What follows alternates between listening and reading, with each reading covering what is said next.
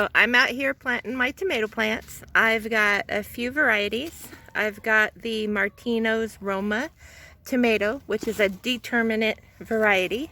That means they're not gonna grow super huge.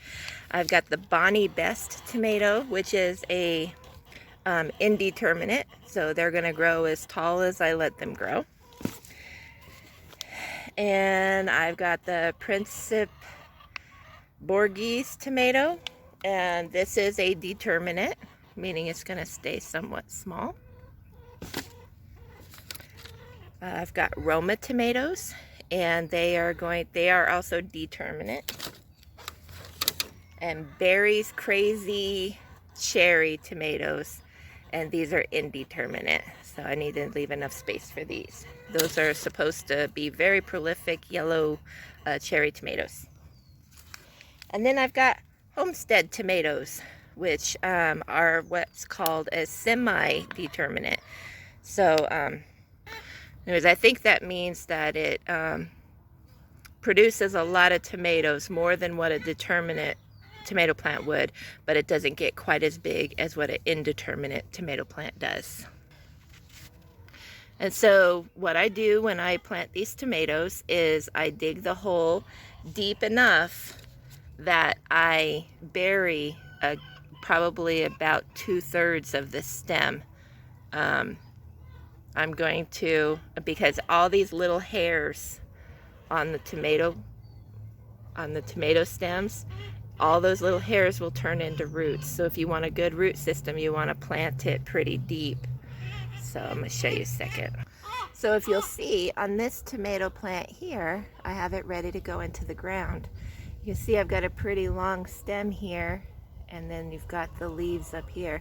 So I am going to probably, well, I am going to pinch off this set of leaves here, and I'm going to bury this up to this point here.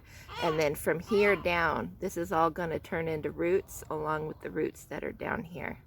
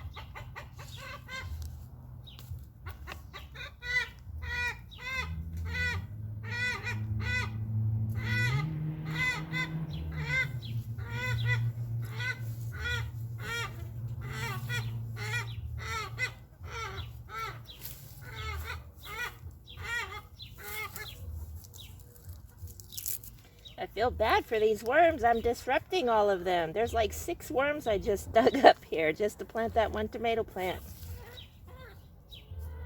They're just gonna have to get settled back in.